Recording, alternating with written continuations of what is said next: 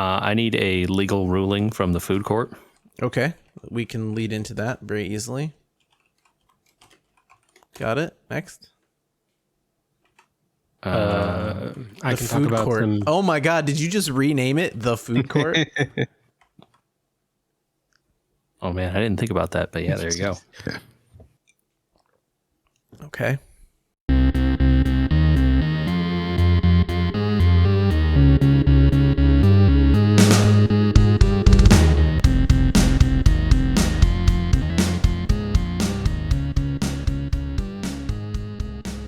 Gentlemen, JJ,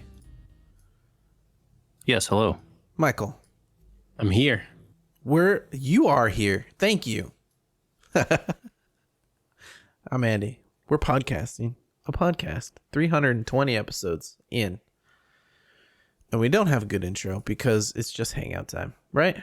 That's it. Welcome to We Were Gamers. Just get in here. Sit down.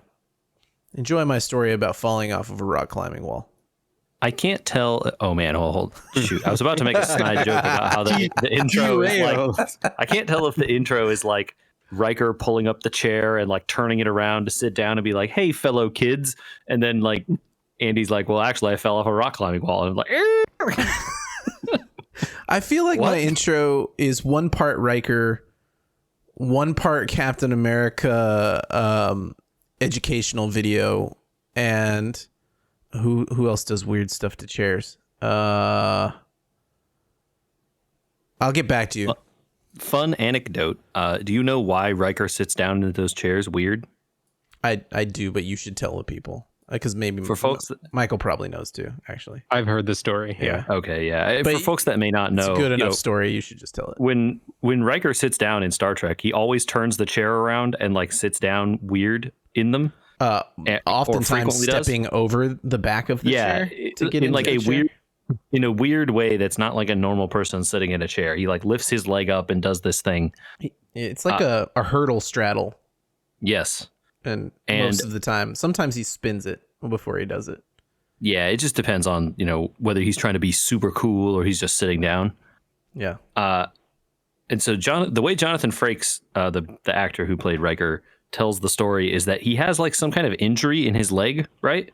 That like basically means he can't sit in chairs normally. Like he can't do that movement with his leg and hip. And so this is how he sits in chairs. Like that's just what he does. And it just became a character trait of the character, which is like amazing. It's pretty great.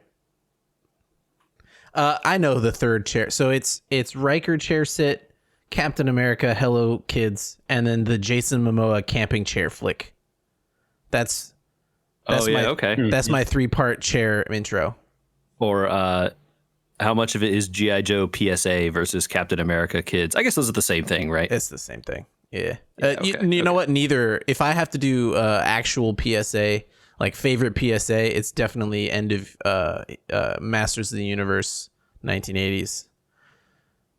Orko tells the kids what the lesson was from this episode, because some of them are like, you should never talk to strangers, they're gonna kill you on the street. In that good Orko voice. I guess that's good advice. I mean, we literally Thanks, Orko. Sometimes we have watched them, and my wife and I will sit there as the kids are listening to the lesson and both stare at each other with very wide eyes like, ooh, this has been taught in a more nuanced way recently. Yeah, it turns out the 80s weren't the most sensitive times. Yeah. As they then made a cartoon of RoboCop, one of the most violent movies of the 80s. Yeah. Well, at least Paul Verhoeven didn't make it all the time. Man, our Comic-Con, I don't know if I told you, but like we wanted to watch RoboCop the first night, and I could not find it streaming anywhere without paying. I have it at home, obviously. I have the Criterion version and all that. Nope, don't at me because I love RoboCop. But so we ended up watching Paul Verhoeven marathons of like, Starship Troopers. Starship Troopers was number 1, yes. Yeah, what a great movie. Okay. I did fall off a rock climbing wall, actually. That's a true story. I didn't get injured. It was in a gym. I was going to say, are you okay? Yes. No. I I went to try and be more active this weekend. I don't know about you guys. Before this podcast, actually, I tried out the new rowing machine we've got.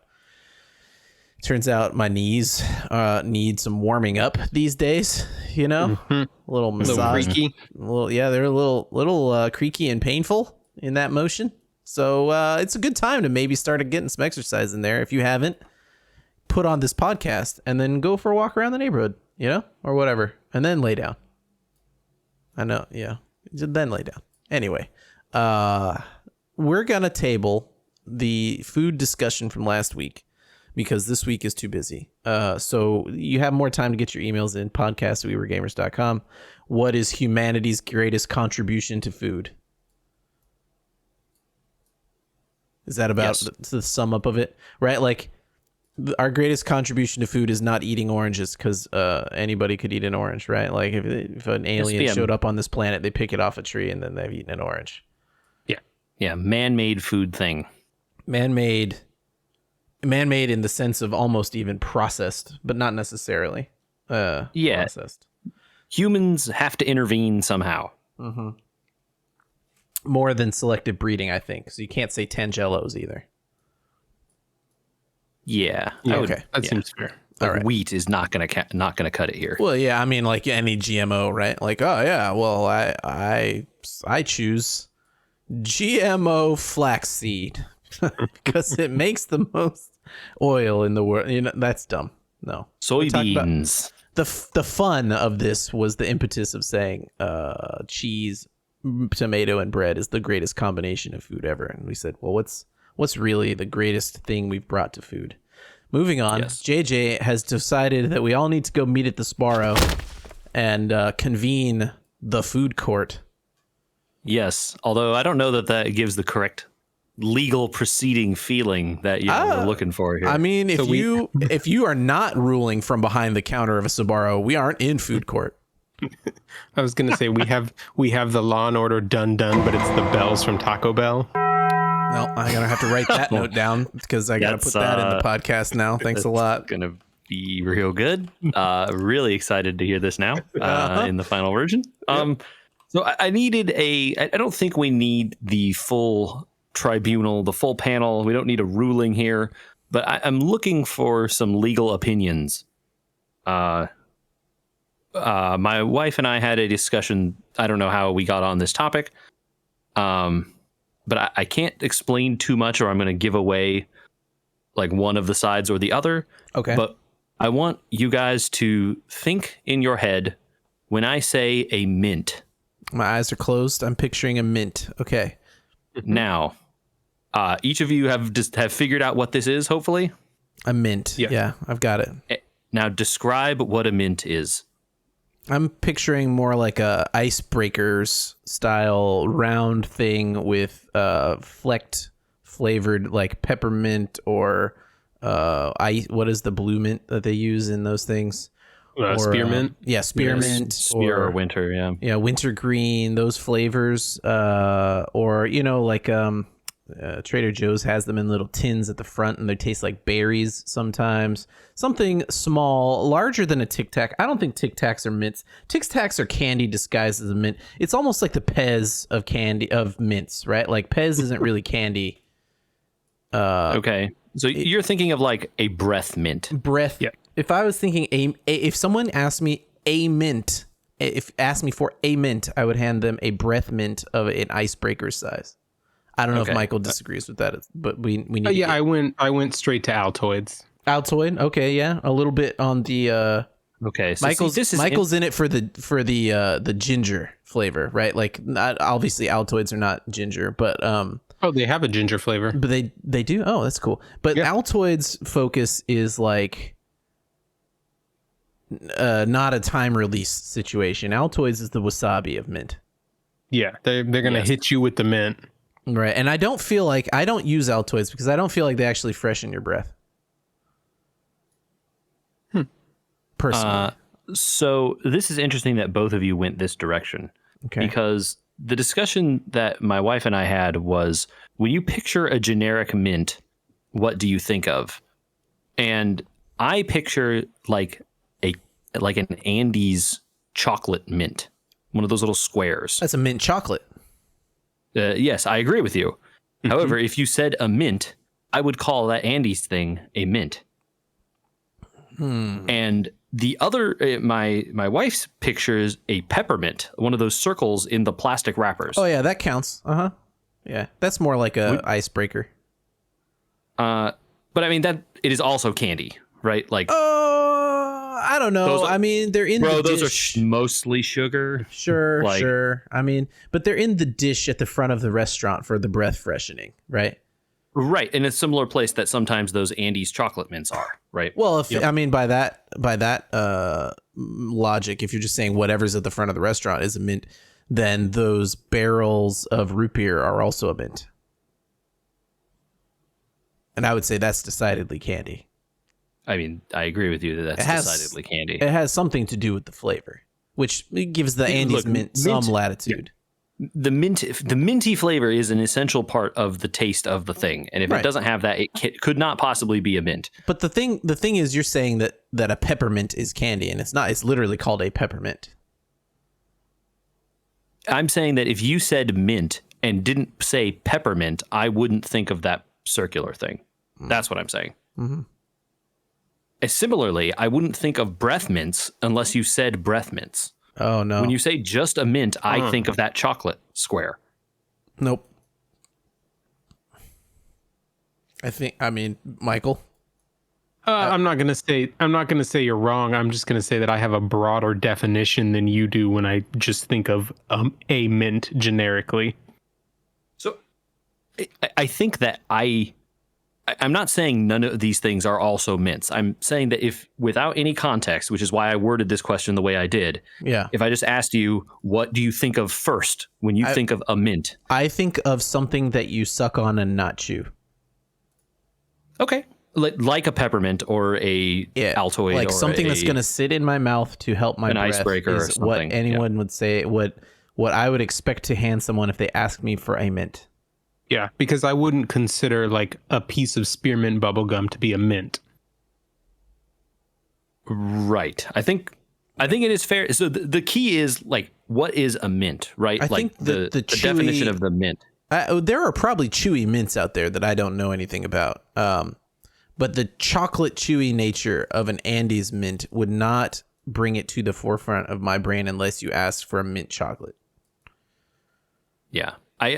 I don't know why I have that connection in my brain, but I can't not think of that first. That is always comes to me as the first thing. And then because then 90% of the time someone doesn't just say, can I have a mint? They say, can I have a breath mint or a peppermint or a chocolate mint, right? And then all doubt is resolved and you give them the thing they want. But if you ask for just a mint, now I'm confused and I'm like, well, I don't have any mints. Oh, but I have these breath mints. And then people look at me weird.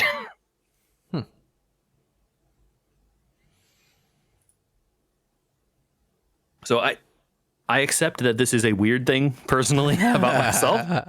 I'm just trying to understand like what are the breadth of opinions, because both my wife and I had different opinions of what first we thought of as a mint than both of you who think of like the breath mint side. That didn't occur to either of us initially. I count a peppermint as a breath mint personally, but I understand your argument that they're in my mind. But like but like either way, right? So like that's it falls in line with the Andes mints in my mind because it is also candy. Fair point. Oof. Anyway, that was my food court dilemma. Again, I don't know that like I mean, y'all can convict me if you want, but I'm not changing my opinion. No, not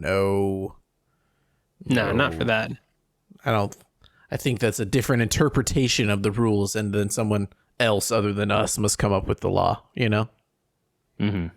So email podcast wewergamers.com. Yeah. Look, if there's some other kind of mint that no one has considered here, please email, because this topic is interesting, I think. If no one else thinks it, that's fine, but let me know. I'm English in that way is interesting, where we have shortened many words to mean the same thing. Yeah, really, the answer is, folks, don't shorten your words. Like, use more words to describe things. It helps. Mm-hmm. I don't know. It might be the strength of our language as well. Speaking of the strength of language, Michael, how good of a job have they done translating Octopath Champion of what? Champions of the Continent. Okay, because that game has been going in Japan a little while, right? So it's been out in Japan since November of 2020. So they're coming up on 2 years here pretty soon. Why are we just getting this? Because it took that long to translate it. To localize it, I'm not sure. I'm not sure if they delayed it just because it took that long, or if COVID may have played a large part in that. Because Square Enix did go through a bunch of reorganizations lately. So. Oh yeah, fair. Good point. Is there voice acting? Yes, so there is voice acting in this. It's all in Japanese, but all the subtitling is in English. So they only localize the subs. Okay. Yeah, they localize the text. All right. Well, it's a mobile game, until you're sure it's making money, don't spend any money, right? Yeah. They're not going to patch in English localization later. That seems unlikely. No, they're not. They're absolutely not. I didn't mean to imply that. I just meant that you don't pre-spend $1 million relocalizing the game audio before it's going to make money. And then once it's making money, you don't waste it on something that people won't care about because it wasn't there. Yep. So, right. Yeah. Mm-hmm. But no, I like listening to it in Japanese with the subs. And where I'll start with where listening to it is concerned, the music is great. Which I should probably say that I still have not played the original, but that was one of the things. The music and the art were the two things that everyone talked about being the things that shone in the original, and they're equally well done in this, though it is just a mobile game. Okay. I really want to point out the small irony here that Michael says he hasn't actually played Octopath Traveler and is playing the mobile game based on Octopath Traveler. But Octopath Traveler in general is also just based on Bravely Default. So Octopath Traveler really got its name from the story-based part of it, really, So I don't know how based on quote unquote it is. It's just using the same universe. To my understanding, it's like a Final Fantasy almost. It's a prequel. Oh, okay. I didn't know that it was. I didn't know that either. I thought it was just like, hey, we used the battle system and art style. Cool, guys. No, so it's set in the same world, and some of the characters from the main game show up in this as well later on. All right, got it. So I think Octopath Traveler is currently on sale on the Square Enix sale on GOG, maybe? Just FYI, in case you care to try that game. It didn't get great reviews, I will say that. I don't have time to have tried it, so. Yeah, I understand. Oh, go ahead, Michael. I was going to say, I think what I've heard is that there were some quirks of the combat system that made parts of the game really grindy. And then on top of that, the idea of taking 8 separate characters and mashing them together felt forced in terms of the story. So those two things together lost a lot of people. I will quote a friend of the pod, Ryan, who told me about his he beat the whole thing, but his review on the negative side, there was plenty positive to say, was that since you could do the story kind of in any order, it didn't feel like any of the characters mattered. Right. Yeah, that's there was also some weirdness with we've talked about this before, some stuff in Japan that's okay, and some stuff in America when you look at that and you say, that doesn't feel good in terms of I don't know how to put it. Cultural differences. Cultural acceptance of people of the night. Okay, that's it. Okay. Let's move on with that. Well, so one of the things that I have seen a lot of people say so far about Champions of the Continent is that it fixes both of those missteps from the original. So the story makes more sense as to why you are a random group of people pulled together. Is that because it's a free-to-play mobile game and those work in a linear fashion to gate you? So I should say that it is a gacha game. But I think that it is a much lighter touch than you would expect from a game when you hear that used as a descriptor. So to start with, there's kind of consensus on two characters that you want to pull. One as your party leader, and then one with the initial pool of resources that the game gives you because it's just starting out. And so a lot of players are re-rolling to try and get those two characters. Fire Emblem Heroes time, Michael or JJ. Oh yeah, I mean this is like how these games work. I remember sitting there for 2 hours just deleting the game and reinstalling the game and playing the game again and deleting the game and reinstalling the game just to see who the starting characters were. You could get those S characters if you really, really tried. Yep. So the nice thing about this one is that you are guaranteed. There are only 8 of them, 8 5-star characters to start the game. You're guaranteed one of them right off the bat. Oh, that's nice. Right. And because there are only 8, if you don't like the one you got, it's really fast to just it's really fast on Android to back out of it, clear your data, and basically start over. So I understand that on an iPhone, you will have to delete the app entirely. Yes. Yep. Yeah, so it's a little more of a process on iPhone if you want to go through it. But a lot of people I've seen comment that they just went with what they got and have still been enjoying the game just fine. That doesn't surprise me. Yeah.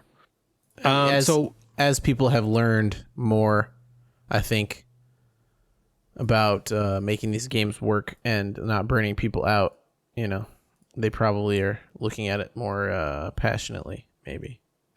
Compassionately was the word I was trying to say. Mm-hmm. Yeah.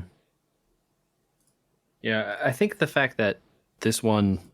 So again, I'm looking for Michael's reviews, but the things I have seen and online about it have said that, hey, the nice thing about this one compared to some of these other ones is that it's a single player game, and therefore you don't have to compete online against other people who have spent a bajillion dollars and also who have characters that you've never heard of because they pay money and also have like thousands of items and billions of hours played, right? Well, you don't have to compete against them at all. Right. You don't have to, but can you? Because most of these games try to make you do that. There is no online component.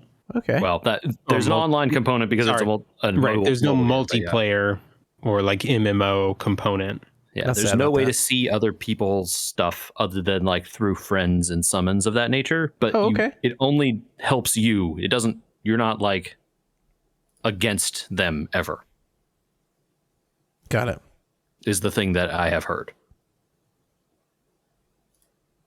So how far have you gotten, Michael? That's what I want to know. So I've already put in about 25 hours. And it's been really good so far. At the start of the game, there are 3 main storyline paths, and each one of them has 3 chapters. And getting through each of the 3, so the 9 story beats, is kind of like the first portion of the game, and then there's one concluding story to that, and that's the first chapter, and then the game opens up from there. So I have finished the 3 story paths, and I'm about to start that last piece of the chapter. Okay. And how much time did you spend re-rolling? An hour or two to get those good characters? I got fortunate. It only took me a couple of hours. The game came out last Monday night, and I spent a little while on Monday night. I spent a little while just reading about it, the subreddit, and watching a couple of videos, and then dove into it myself once I had an idea of, okay, this is what I want to try for. These are the characters that I want. And I tried for a couple hours the night it came out, and then within like 20 minutes of playing the next morning, I actually managed to snag both of the ones I was after. And at that point, I was like, you know what? I'm good. I'm going. Oh, So for me, it was pretty painless. And so then how easy or hard are there like difficulty settings, I guess? No, there is just one difficulty to it. It is what it is. Okay. And so then how difficult have you found it to be? So each area, when you enter it, and each chapter or side quest that you pick up has a recommended level associated with it. And if you keep your characters relatively at the recommended level, then it's pretty well balanced. Like you're not going to feel like you're struggling to keep up at any point. And the difficulty does adjust a little bit at times. So when you get to the last chapter of each of those first 3 paths, the first one that you pick has, say, a recommended level of 20. And then the next 2, whatever they are, the recommended level actually bumps up a tick. So the next ones will be 21. Okay, because they'll expect you to have done some stuff in between those or something. Yeah. So it's not completely fixed, but it also doesn't 100% scale with you getting stronger. That reminds me a little bit of the Fire Emblem thing too. You could kind of skirt the numbers, you know. Yeah. So what they did apparently fix, and what I really like, is the combat system in this. So your active party on screen is 8 characters, which is convenient because there are 8 classes. So if you want one of each class, you can do that in a party, or you can specialize. That's cool. That's a good choice. And so it works on you guys will appreciate this as card game players. It works on a frontline backline mechanic. Oh man, this is like shades of Suikoden. Give it to me. So your frontline 4 characters are the ones who can act in any given turn, and your back row characters are just passive. But being in the back row, every turn they regen 10% health, 10% stamina points. Oh, okay. So like, get in the back, take care of yourself. Right, you heal up in the back. There's, as far as I'm aware, there is no enemy in the game that is able to interact with your back line. Are you is it an action to move people between lines? So the easiest way to do it, there is a button at the bottom in the attack screen that just says switch all. But does that take it automatically your turn or something, or just no? No. So switching is just the opening before whatever your action is on a given turn. Dang, that's so really generous. The switch is free. Yeah. It feels like though that's probably intentional, because I bet there are monsters with some really I'm trying not to use bad words. Some really messed up moves that are like, you're going to want to have like, oh, they just took all my characters down to 1 health or something. Like, yes, that happened to everyone is switching now. Oh, did it really? Wow. Yeah, there's one of the bosses in the first storyline has a move that drops your character to 1 HP. Whoopsie. It's like, you're going to be sitting in the back line for a while. Guess we need the other people to do some work here. One of the classes is healer though, right? There are a couple of classes that have access to healing skills, but yes, one of the classes is cleric, and can you interact between rows? Like my cleric can heal the back row, or no? Usually it's just that your cleric can heal the front row when in the front row. There are some passive abilities that give boosts to, if the character with the passive is in the back row, it'll give a boost to the character or characters in the front row. Okay. That's interesting. So a character is basically like, while they're healing back there, or maybe not, like they're giving support or something to the one in front. Yep. So the thing you have to strategize is that when you switch, you can only switch a character with the character who's standing directly behind them. So all your characters are in 2s down the screen, and they just switch back and forth. So you can't switch someone who's at the top of the screen in the back for someone who's at the bottom of the screen in the front. Oh, that makes a big difference. It's just a move forward, move back thing. I like it. Interesting. Makes sense. Okay. And then the last 2 wrinkles. One, there are 8 weapons and 6 elements, and each enemy is weak to certain combinations. Oh boy. As represented by a little bar underneath their health bar. Let me guess. Those are done with gems that you have to get out of the gacha system. No. As soon as you hit them with their weakness, it fills the box in. Okay. And then one of the classes has the ability to reveal boxes. Where is the gacha system getting you in this? Because the combat sounds great. Yeah, I'll say there's one more wrinkle to the combat which you'll appreciate, Andy, and it's the most bravely default part of it, which is that he hasn't gotten to the best thing. Yeah. Dude. So every turn you gain your characters on their little status block have 5 little circles. Yep. And each turn they gain an added glowing circle. And for each circle you can consume one of them to boost your turn. So either stronger hits or more hits. Oh, okay. So Bravely Default system is more like, look, I'm just going to take 3 turns or I'm going to take no turns sort of deal. Not like boosting or anything like that.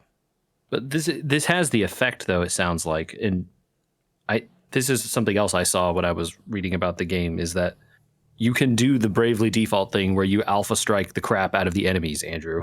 Oh, yes, I believe you can. You can. You only get 1 boost right at the start of a battle. Okay. But you gain an extra circle any turn that you are not using a boost.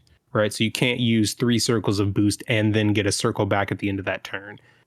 There's a 1 turn cooldown for using the boost. Okay.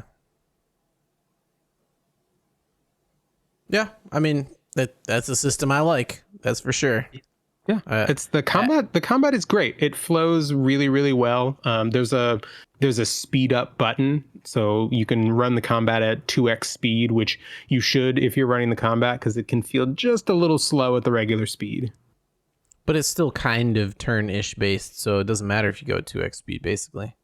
Yeah, it is still turn-based. So you pick everyone's actions, and then your whole team goes. Yeah, you should always run it at the fastest speed. It's just you mean it's just the speed of the animations, animations, right, yeah. Yes. Yeah. Skip all animations after the first hour. That's my opinion. I've seen him when you get a sweet new spell or skill, don't run it at max speed. Yeah. Look at it one time and then be like, all right, cool. Back up. And it's nice that it's an on-screen toggle, so you don't have to go into the settings to change the speed. Perfect. You can do it on the fly in the middle of a fight.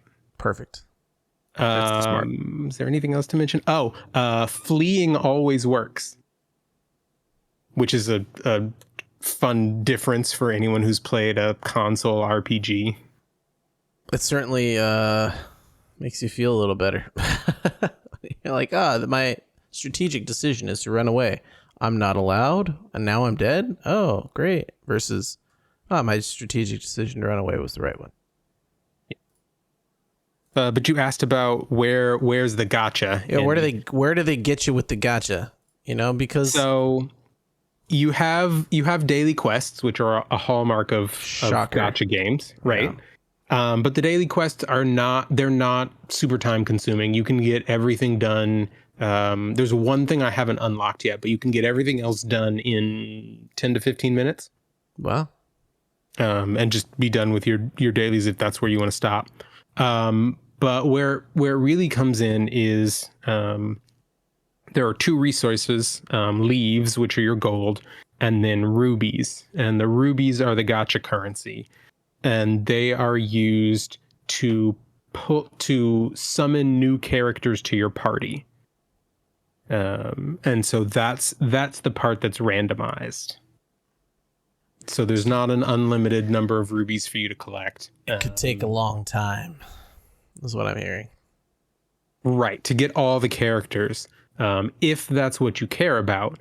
But you don't have to. The main game, and the developer said this in an interview, the main game is intended to be balanced such that you can get through it with just about any party, as long as you know what you're doing.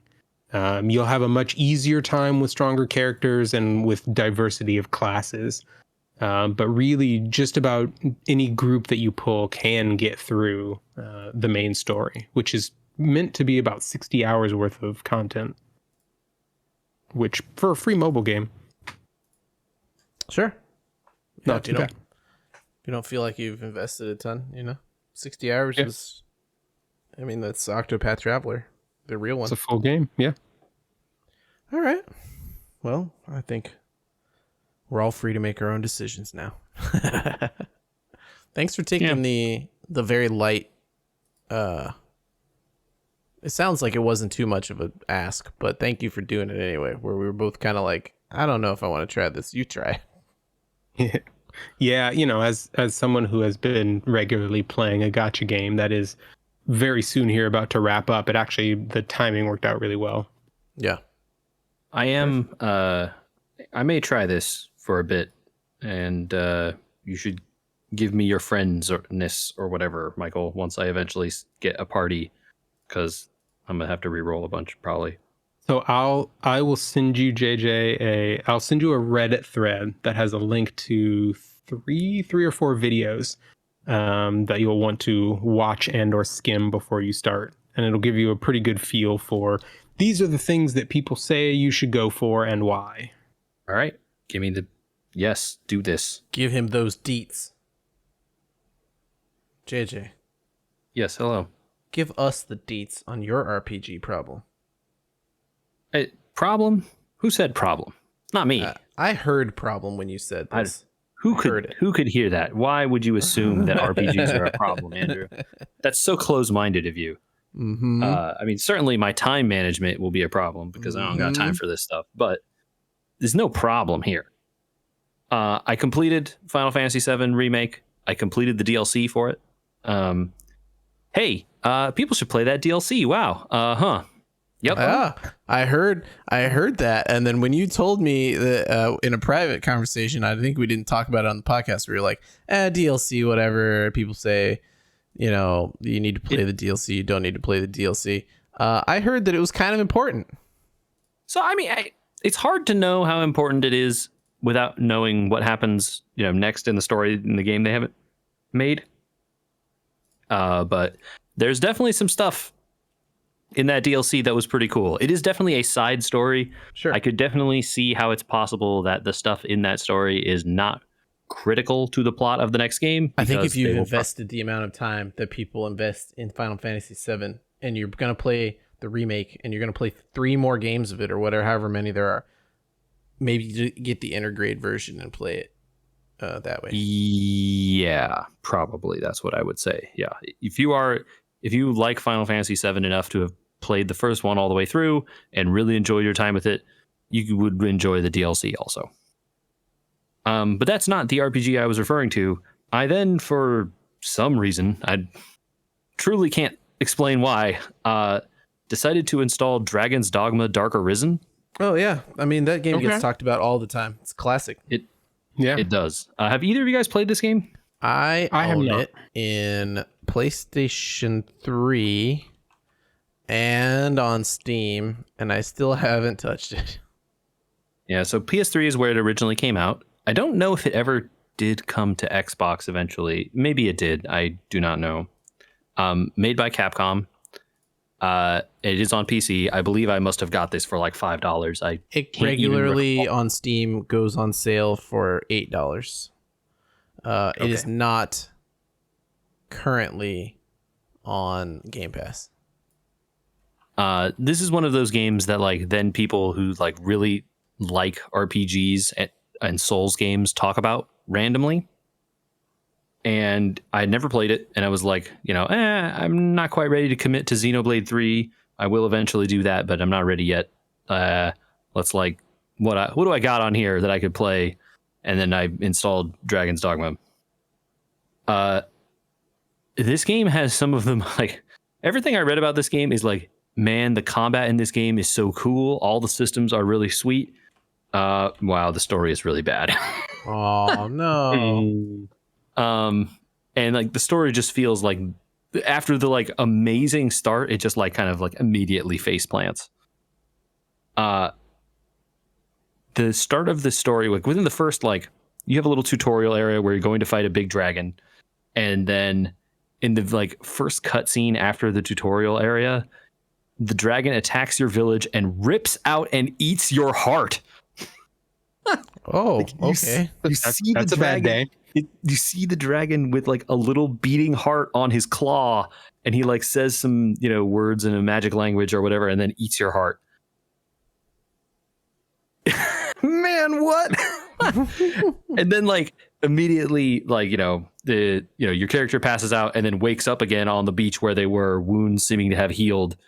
Magic. And you're alive, right? Mhm. They then like the person who helped you back to the the house is like, oh, but I can't hear their heart beating. Well, what does that mean? All right, well, no more story now. All right, time to go do a bunch of random quests. Yeah, so it like falls on its face pretty immediately. Like a cool premise, but then like kind of hasn't done anything with it. I've only played several hours, so I'm not like deep in. Supposedly, I have not hit the first like really huge major city of this game. But the thing that is cool is the combat, and this game has like maybe this is like Monster Hunter influence from Capcom or something. But you have your like kind of light attack, heavy attack buttons. You have a button that lets you sheathe and draw your weapons. Just cool. Like if you have your weapons drawn in town, like people will like get scared of you and shopkeepers won't sell stuff to you. And you have another button labeled grab. It's on the trigger. What does grab do? Oh, you have a jump button. Also, by the way, that's like rare for these sorts of games. Okay. All right. What does grab let you do?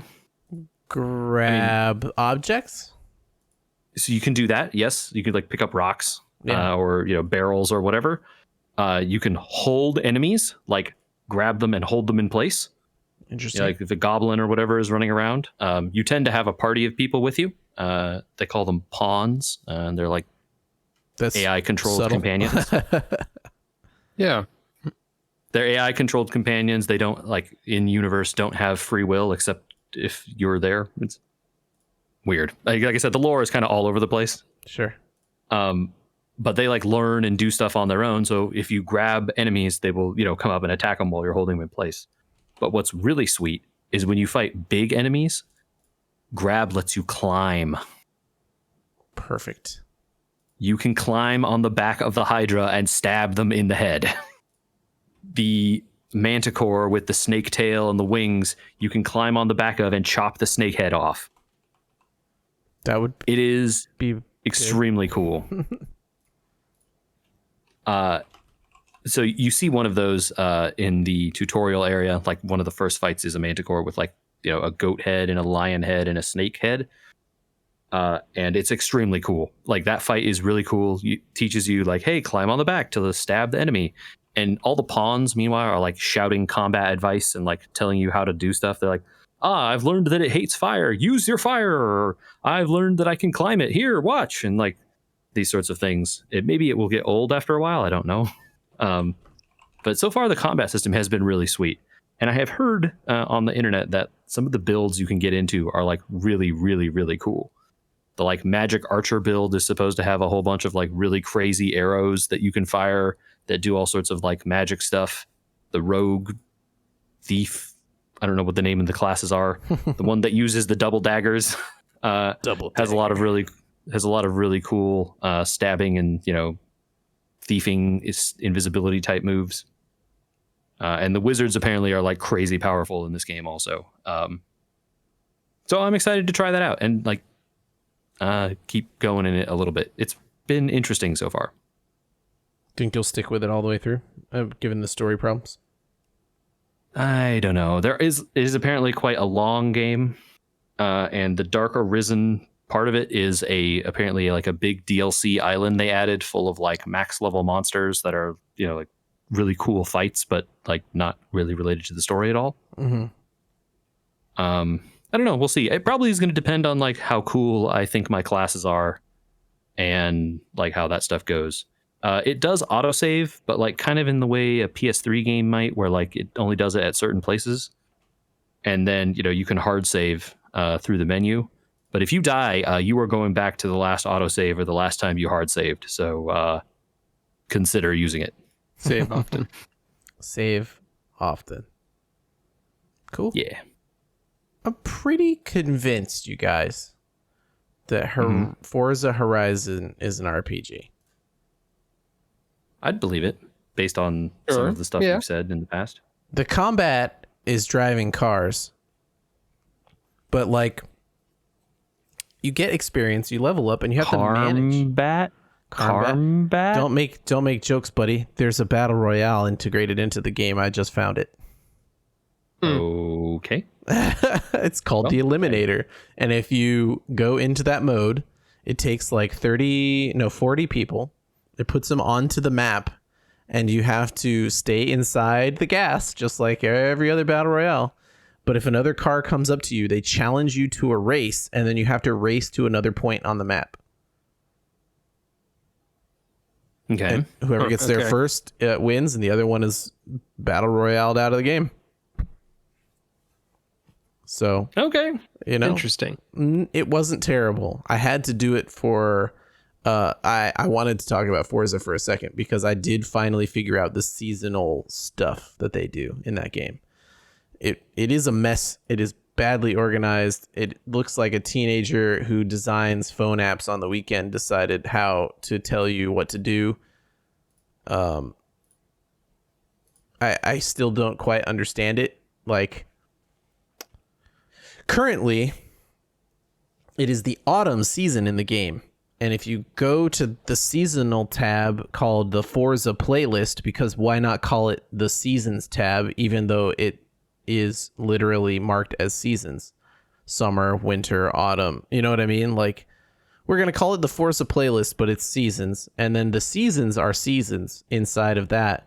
And on the seasons tab, it shows you just a bunch of gigantic pictures with a little text that is very cryptic underneath it.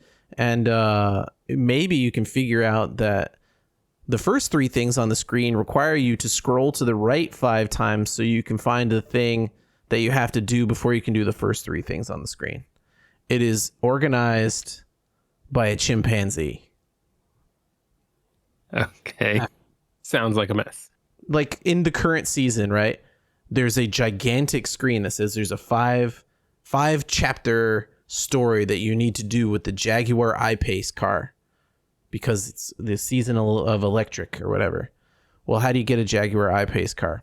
Well, I gotta scroll past all the race missions, all this missions, that missions, that are all just little tabs and pictures and whatever, to the one that says, if I drive around this place and find these items and smash them with a car, I get a Jaguar I-Pace. It's like, it's nonsensical. Anyway, just in case you were wondering, I think I found a very organic endpoint to that game, which is that they have these things called adventure chapters, which are basically the big set pieces that are designed to take you throughout most of the map and do crazy things like fly gigantic sea tanker airplanes right above you, that stuff. Okay. These are like the cool action guy moments or something. Exactly. Or like the let's go find the street racers and race the street racers in the huge set piece through the city sort of thing, And it's going to end in front of the church and whatever. This is the scene of Paul Walker and Vin Diesel driving up to the local street racing scene and saying dude, let's race for pinks. Some people really just can't get over how popular they think the NSX should be, or the Skyline. Pretty cool cars, man. I have 4 Skylines because the game thinks I want Skylines. It's like, clearly you've done a lot of this game. You must love the skyline because you love the cars. And it's like, no, really, I'm happy driving this 1968 Mustang that I kitted out to be an S-Class car instead of a B-Class car, and I painted it like the Bullet car. I'm happy. Just leave me alone. That's my opinion. I think you've missed the on-ramp they were expecting you to take there, and maybe off the path a little. Blaze your own trail. Yeah, no. And they let you, so, 1968 Mustang drifts real good. Solid rear axle probably helps. Yeah. Still a good game, but the seasonal stuff, good lord.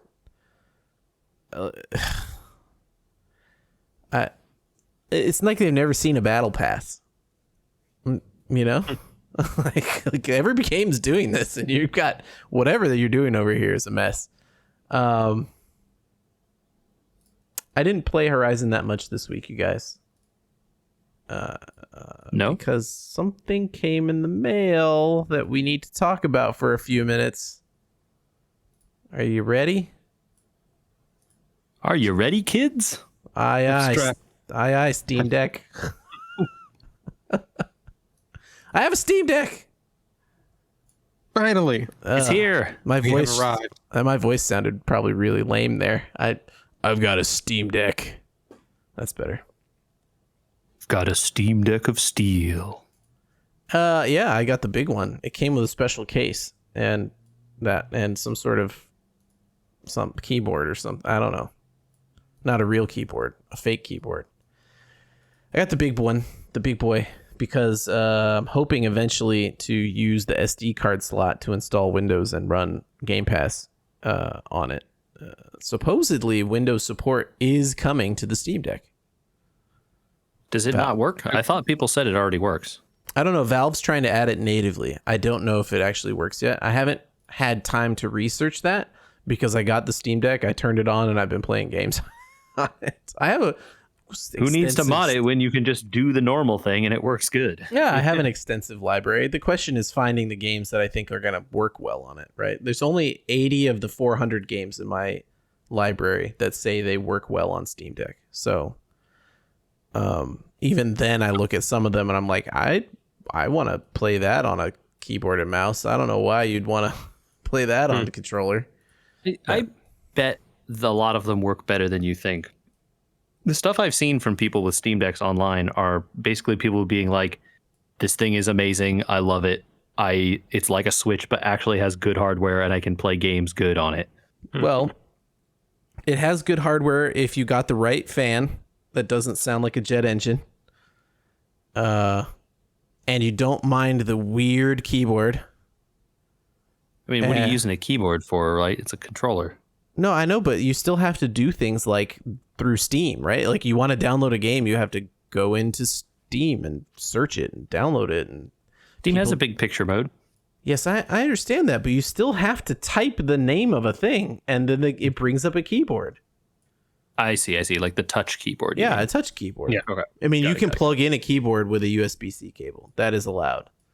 It supports keyboard and mouse natively. You can just set it up on the desk and be like, I want to use a keyboard and mouse, and plug it in. That is an option. And I assume once the dock comes out, it'll make it even easier, but I don't know why you would do that. It's got decent hardware. It gets very hot. I got the good fan, so I don't hear the fan at all, really, especially in a room with normal things going on. I don't hear it at all. It does load for a long time. So like if you put it in sleep mode, it's okay. It doesn't take any time to wake up because I have the good NVMe. But like if you shut it off, it takes a long time to boot, and it also takes a long time to boot games. Like even simple games can take a long time to boot. I mean, those are caveats, just things to know. It doesn't bother me any. It takes probably about just as long to load them on a Switch. Speaking of a Switch, I put them side by side. I gotta say, the Switch is more comfortable to hold for a long time. The weight is far less. Yeah, I was gonna say it's probably because of the weight, right? This thing is heavy, I imagine. Yeah, It's quite heavy and thick, and the Switch is made to be for kids and light, and it shows the difference between the two of them. So I think it's neither one is good or bad. It's a difference, right? It's a difference. I've been playing a lot of Pixel Junk Monsters, which is an old game, but seemed like it would be perfect for this. It's perfect for this. It's just, I don't know if you've played Pixel Junk Monsters. It's a TD, a tower defense game. Okay. Got it. And I think it was originally designed for consoles. And so you just sort of move around with a character and put towers down. It's relatively hard if you want to be great at it. So like, if you want to get a perfect score and not take any damage, it's relatively hard to do all the things it requires of you. Pixel Junk Monsters is an interesting game. I don't know that we have a ton of time to talk about it right now. Maybe I'll save it for next time, because I don't know if you guys watched the last podcast, but when talking about Horizon, I recorded some footage and put it in the podcast. And the I thing saw this. I haven't figured out about Steam Deck is if you can record on it or not. So I'm looking into that, and maybe I'll record some Pixel Junk Monsters for next time. But it's a decent game. I mean, it's an older game. It shows its age. It's not the best tower defense I've ever played. Andy, I'm going to need you to play Aperture Desk Job. I was going to say I should have probably played Aperture Desk Job to do it. But I wanted to be able to finish it before our podcast, so I was planning on starting it tonight.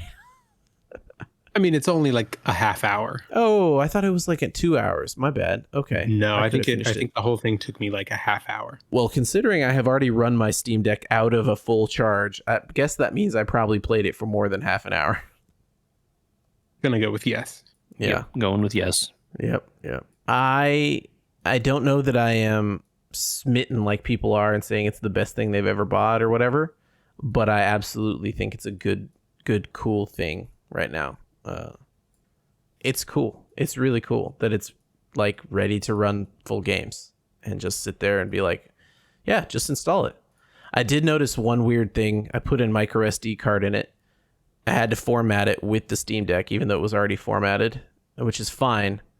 But it auto changed where the game installs went to the micro SD card. So if you want to install them to the NVMe, you have to go back in and change it so that it installs to the NVMe. So maybe for those games that you want them to run slightly faster, you know? It's reading some intentions there, I guess. Probably thinking about, hey, man, you put this in here. You probably want to put stuff on it. Yeah, I can't begrudge it.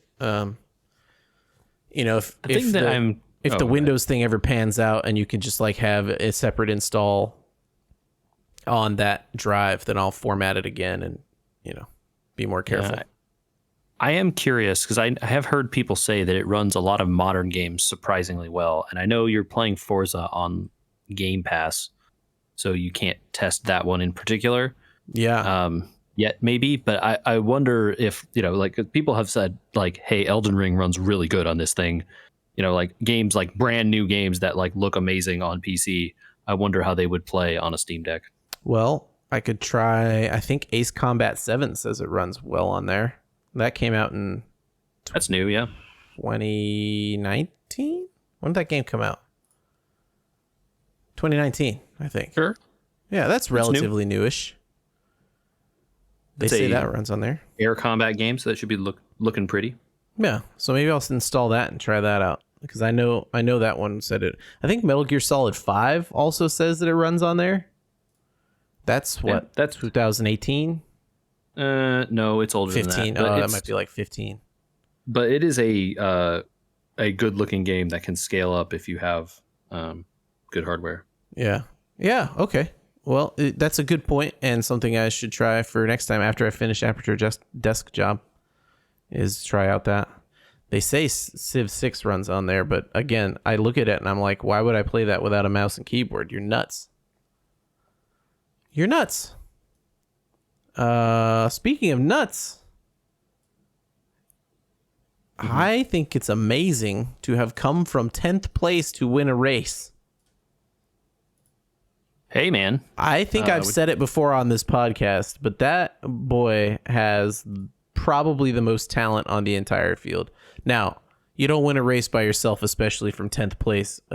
Hats off to the pit crew and hats off to Ferrari for messing up. But Max Verstappen is the one to beat any day of the week as long as his car is working. Yeah, I think Red Bull made, like, in this most recent F1 race, a really great strategy call, and Ferrari messed it up royally. Again. And yeah, really, really helped him out there. Yeah, so he was the beneficiary of, like, amazing pace in that car, clearly, and then also, like, his team doing everything right and the other teams screwing up. I mean, that's, what do they say, Michael? What is the baseball thing where it's like half of winning is not messing up or something like that? It's a baseball thing. I can't remember who said it, but it's basically like it's the opposite of what Jean-Luc Picard says, right? Jean-Luc Picard's thing is you can commit no errors and still lose, but like the baseball thing is like, hey, if you don't screw up, generally you win. F1 is not only a sport about, like, winning the races. You have to consistently do well because the season is very long. And if you are in a place to be, like, for instance, Mercedes this year has kind of sucked a lot. Yeah, they're coming on strong, though. They finished second and third in this most recent race in a row because they were consistently ready to take advantage of mistakes. And when Ferrari goofed it up, they were there ready to pounce, right? And they were like, yeah, we can't beat them on pace, but when they screw up royally, we are there, buddy, and we're going to take your points. Yep. I was going to say, since you mentioned Ferrari, it's, to me, George Russell, I would like to see him start in like a 10th or 11th place and see where he finishes. It's always like he's magically near the front and then magically doesn't lose any position. I want to know how good a driver he is. I mean, you watch Hamilton for a comparison, right? Last year, George Russell was on Williams, right? The team that is consistently in the back. Yeah. And he put that car into the top 10 frequently in qualifying, and even a couple times pole position with in the top 3 with a Williams. But you see a Hamilton and that car was Verstappen. Terrible last year. But right? you see a Hamilton and a Verstappen, right? Hamilton starts in 7th and finishes 2nd, overtaking Russell. Verstappen starts in 10th and works his way to 1st and pits in the 34th lap and never pits again to change his tires, right? Yeah. I mean, and runs a 9-second gap on people on tires that are 30 laps old. I mean, the thing that you can't see well in the broadcast and the race is the management of the tires is so important in F1. And, some of the cars are just better at it than others. And if you can, run your engine handle your racing in such a way that you don't take the life out of those tires, you will just be fast for so many races long or so many laps longer than your competitors that you can just not do a second pit stop. Yeah. And that's like 15 to 20 seconds or whatever. It's basically infinite time, right? Like you're going to pass 10 people not stopping a second time when they all do. Sure. So it's, that's the excitement, man. And then the other excitement of F1, the drama, Andrew. Oh boy, I'm already drooling over Drive to Survive, man. The driver market is heating up already. I was like, man, maybe I don't need Drive to Survive anymore now that I'm watching this. And now it's like, oh no, now I need the behind the scenes. What's happening? Will they have info from this craziness? I would assume that they will, right? Sebastian Vettel has announced he's retiring this season. Michael Sebastian Vettel is a world champion driver. Younger 2 or 3 than time some world people. champion? Three time? 3-time maybe. With He's Red younger than Bull? Hamilton. Yeah, he's younger than Hamilton. He's younger than Alonso. I think he's 37, but that's just off the top of my head. And just kind of one of those German guys that doesn't care. And like apparently just liked by everyone. I couldn't see a single person who didn't have something nice to say about this guy up and down the grid when he announced his retirement. Of course, like, you know, everyone always says nice things about the guy who's retiring, but like it literally every, like, you know, there wasn't, you know, sometimes people like, you know, don't like literally everyone was coming out of the woodwork to comment about this guy and how much they're going to miss him and how great he was apparently. I'm gonna miss him because now Schumacher won't have anybody to bromance his dad, with. right? There's a lot of funny memes. Mick Schumacher, the younger son of Michael Schumacher, It's Michael Schumacher's oldest son, I think. has been racing for a few years and finally has been doing good. I no idea.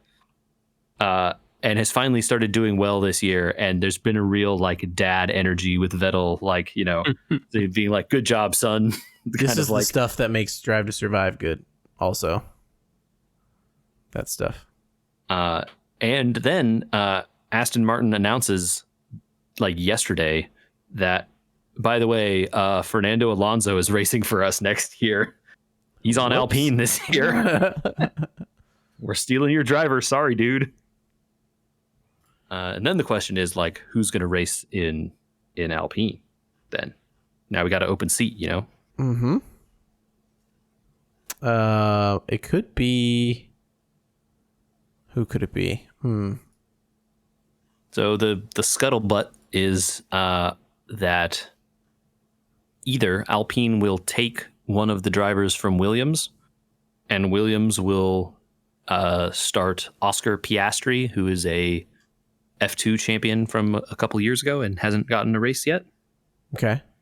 I assume they wouldn't take Latifi, so they would probably be taking Alex Albon. Please, no one take Latifi ever.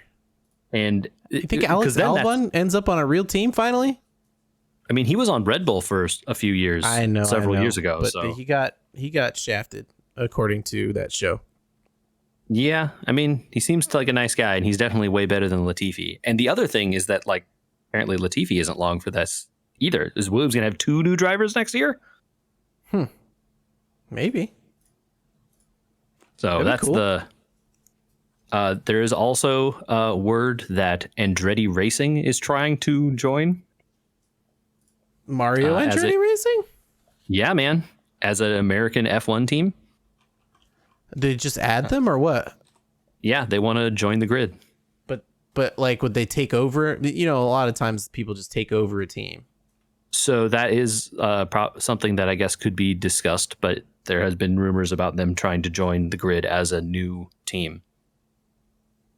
And also, word is coming out that either next year or the year after, Red Bull will be dropping their engine manufacturing division to become Red Bull Porsche. Oh, dear goodness. And the team that is currently Alfa Romeo will become Audi. Oh, yeah, I heard that one. Those are big sponsor and engine manufacturers coming into the sport. So a lot of drama going on, man. It will be a very interesting year, the rest of this year and next. Very cool. Very cool. Well, we didn't finish everything today. We'll talk about more stuff next time. Because, wow. But what a week. What a week, you guys. Let's have another good week. Everybody out there have another good week. Tell us about your good week. Where did they tell us about that good week? And they can send that to podcast@weweregamers.com. Mm-hmm. We will happily hear about your good week, and you can tell me about mints. Yes. What is your idea of a mint?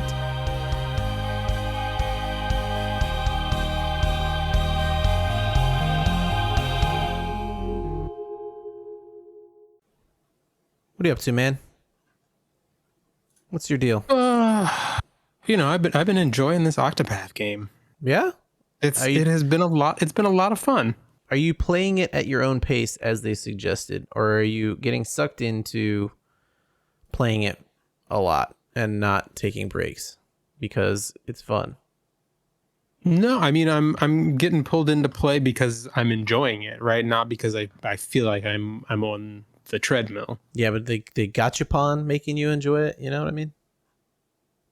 No, I think I'm just enjoying it because it's a well put together RPG so far. Okay. Like the gotcha elements are there, but 95% of the time so far, I haven't really felt it. I've just felt like I've been playing an RPG that's got an interesting enough set of systems that makes me want to keep playing. Amazing that it's free. Kind of. Yeah, I know. But that I keep coming back to, and it's just like, wow, they just kind of gave this one away. I wonder if it's going to be like in a couple weeks, you're like, so I've kind of figured out the max of the, you know what I mean? Like, yeah, like I know I'll hit a wall at a certain point and then things will slow down. Because they've only put out so much content, but they released another situation of like, there's a whole bunch of stuff in Japan that's unreleased here. Yes. Yeah, so the amount of content that released with the global version is well ahead of what they released when the game debuted in Japan. So there's a lot more to do just in the base game as it launched here. But yeah, there are definitely side quests and characters and modules and stuff that have been released in Japan over the last year and a half that will eventually make their way here. So yeah, really good. I like there was I guess one other thing I didn't mention. I really like that so in battle and in the game as a whole, there are no items. What? You have equipment, so weapon, helm, armor, and 2 accessory slots. Okay. But there are no items. So all of your healing and status ailment issues are taken care of either by sticking characters in the back row or by using abilities to like wipe away status ailments. Oh, that's good. I mean, putting too much into a mobile game on a phone, could really drag it down. It would have just been bloat. But go kind of hand in hand with that is if you have a character die in a fight, but you still manage to win the fight, they still get the full experience from winning. That's so stupid when they don't. It's such a nice touch. Allow that in games. Yep. But yeah, enjoyable. If you were thinking about it, I would advise pushing the button and at least giving it a chance. I think I've got enough on my plate currently, especially now that I have a Steam Deck to take with me places. Right. Yeah, you have your new mobile gaming. I mean, I've always had a Switch as an option, and it's not always an option, right? Like sometimes your phone is an option. But when it comes to like, I'm going to play an RPG, it's like, well, maybe I will take, if I've got that much time, maybe I will take the Switch with me, or I will take I don't know. I got so much on my plate right now. I don't know if I mentioned I bought an electric bike too. Yeah.